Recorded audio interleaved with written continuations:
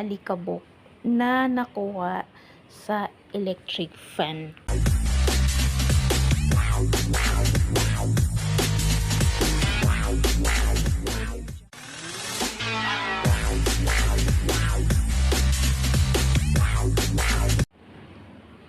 On this day, guys, ganito karami yung alikabok na nakuha sa electric fan ko o dun sa ceiling fan. Pakita ko sa inyo.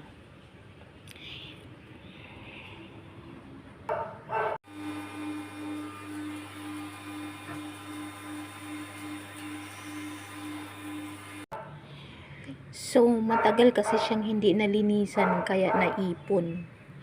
Sa sobrang busy sa trabaho, kaya minsan lang din siya nalilinis. Kaya ito ang resulta. You see? It's a very thick dust. Nagfo-form siya ng parang sponge. Tingnan nyo ha. You see yan? Parang siyang sponge. Wait lang. Kaya tingnan nyo. Parang siyang sponge. See? Parang siyang sponge. Spongy dust. See? Parang siyang sponge.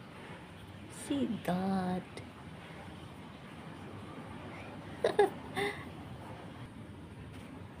See, nagkikreate siya ng sponge. Sponge. Nakita.